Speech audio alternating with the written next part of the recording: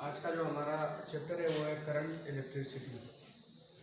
तो इससे पहले चैप्टर में हम पढ़ चुके हैं इलेक्ट्रोस्टैटिक्स। इलेक्ट्रोस्टैटिक्स का क्या मतलब है? Charge at rest. तो इस चैप्टर में हम पढ़ेंगे जब चार्ज फ्लो करते हैं। करंट का क्या मतलब होता है? फ्लो, बहाव। ठीक है। इलेक्ट्रिक करंट, इसकी डिफिनेशन है the time rate of change of flow of charge is called current. मतलब कितने टाइम में कितना चार्ज किसी जगह से फ्लो कर रहा है, किसी जगह से जा रहा है, उसको क्या कहते हैं? करंट। समझ आया definition? Time rate of flow of charge is called current. It is denoted by I. इसको आई से डिनोट करते हैं। ठीक है।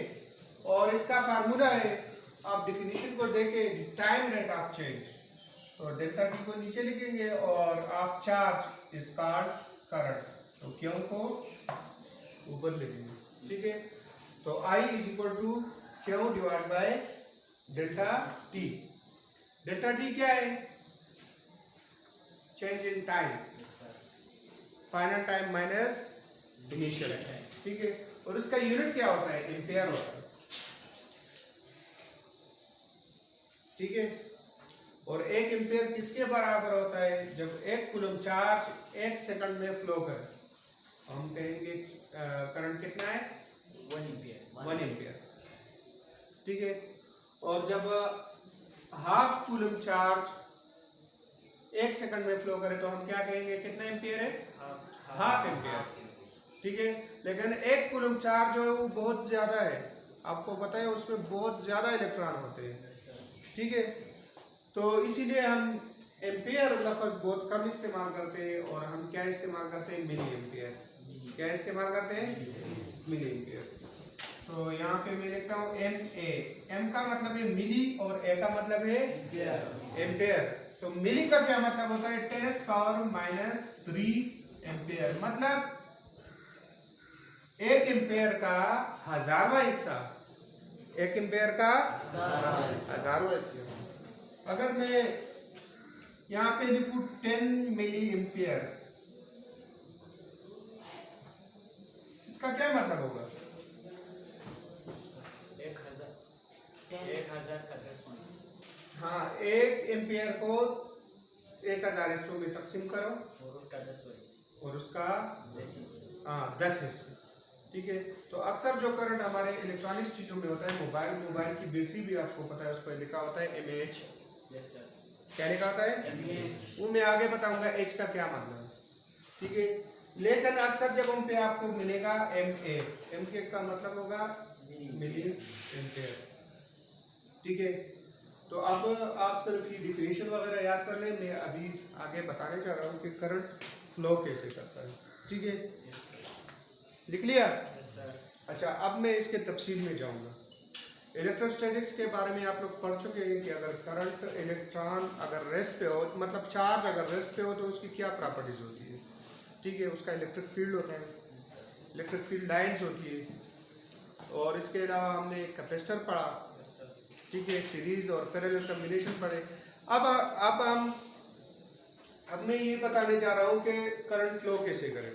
ठीक है। देखिए, चार्जेस हमारे पास 2 किस्म के होते हैं, या तो पॉजिटिव चार्ज होते हैं या नेगेटिव चार्ज होता है। ठीक है।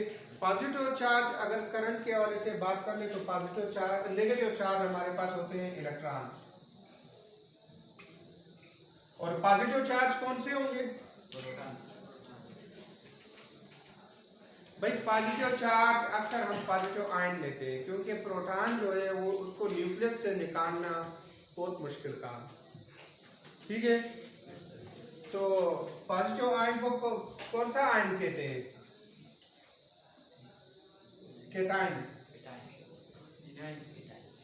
तो अगर कोई बंदा ये कहे कि यहाँ पे पॉजिटिव चार्ज की वजह से करंट फ्लो हो रहा है, तो आप ये समझे केटायन की वजह से, ना कि प्रोटॉन की वजह से। हाँ, होता है प्रोटॉन की वजह से होता है, लेकिन अगर सिर्फ हाइड्रोजन के एटम हो ठीक है, क्योंकि हाइड्रोजन का जो केटायन है वो एक ही प्रोटॉन होता है, क्योंकि उसमें एक ही प्रोटॉन है। अगर आप उससे हाइड्रोजन को आयनाइज करेंगे, उससे इलेक्ट्रॉन हटाएंगे तो पीछे एक प्रोटॉन रह जाता है। ठीक है, तो प्रोटॉन की वजह से भी हो सकता है, लेकिन अक्सर पॉजिटिव करंट जो है वो केटायन की वजह से होता है। ठीक है, देखिए अब होता क्या है, मैं आपको ये बताऊं कि ये मेरे पास कोई मेटल है, ठीक है, एक तार है, मेटल के अंदर फ्री इलेक्ट्रॉन होते हैं। फ्री इलेक्ट्रॉन क्या होते हैं, क्यों होते हैं भाई? क्योंकि मेटल में एटम इतने करीब होते हैं कि वैलेंस इलेक्ट्रॉन को ये पता नहीं होता कि मैं कौन से एटम के साथ हूँ। ठीक है, मैं कौन से एटम के साथ, तो इसमें बहुत ज्यादा फ्री इलेक्ट्रॉन होते हैं। ठीक है, अच्छा, तो ये इलेक्ट्रॉन आजादाना हरकत करते हैं। क्या करते हैं? मतलब ये इलेक्ट्रॉन यहाँ पे जाता है, टकराता है, इधर जाता है, यहाँ पे आता है, यहाँ ये वाले यहाँ आ जाते हैं, यहाँ आ जाते हैं, यहाँ आ जाते हैं, यहाँ आ जाते हैं, यहाँ आ जाते हैं। अब ये देखें, ये भी मेटल है, ये भी मेटल है, इसमें भी इलेक्ट्रॉन जाते हैं, इलेक्ट्रॉन फ्लो करते हैं, बहुत ज्यादा इलेक्ट्रॉन, लेकिन इसमें करंट नहीं होता। क्यों नहीं होता भाई? फ्लो ऑफ चार्ज को हम करंट कहते हैं। मैंने डिफिनेशन लिखा भाई, इसमें चार्ज फ्लो हो रहा है, बिल्कुल फ्लो हो रहा है, वैलेंस इलेक्ट्रॉन फ्लो कर रहे हैं, लेकिन करंट क्यों नहीं है इसमें?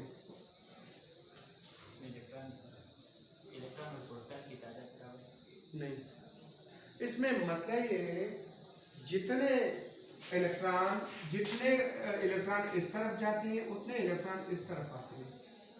ठीक है, तो अगर इसको मैं प्लस आई कर दूं और इसको मैं माइनस आई, तो टोटल करंट कितना होगा? I is equal to plus I minus I is equal to 0।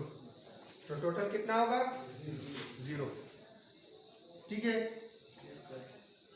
अच्छा, क्यों भाई? जितने इलेक्ट्रॉन दाएं तरफ जाएंगे उतने इलेक्ट्रॉन बाएं तरफ आएंगे, तो करंट होगा नहीं।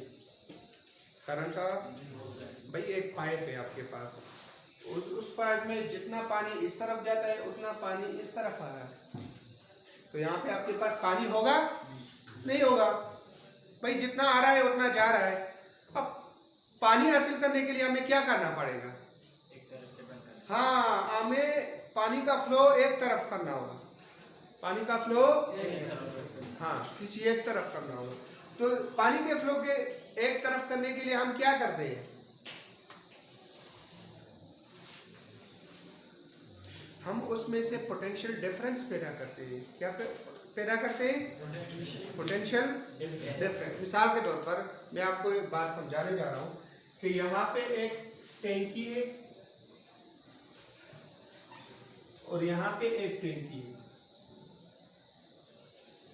अब ये एग्जांपल मैं देने जा रहा हूँ, ये आपके बुक में एग्जांपल नहीं है, लेकिन आपने समझना है कि करंट फ्लो कैसे करेगा।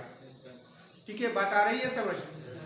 अच्छा, तो ये टैंकी है, तो यहाँ मैंने पानी फ्लो करना है यहाँ से यहाँ तक, तो मैं कैसे करूँगा?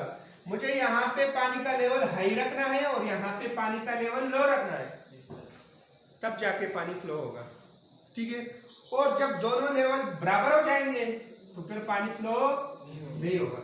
मतलब ये वाला लेवल यहाँ तक आ जाएगा और ये वाला लेवल यहाँ तक, तो फिर पानी फ्लो नहीं होगा, क्योंकि लेवल में डिफरेंस नहीं है। ठीक है, फिर समझे, यहाँ पे पानी है 5 फीट तक और यहाँ पे पानी है 2 फीट तक, तो 5 minus 2 is equal to 3। Difference कितना है? फर्क कितना है? 3 का फर्क है, तो पानी फ्लो होगा? होगा।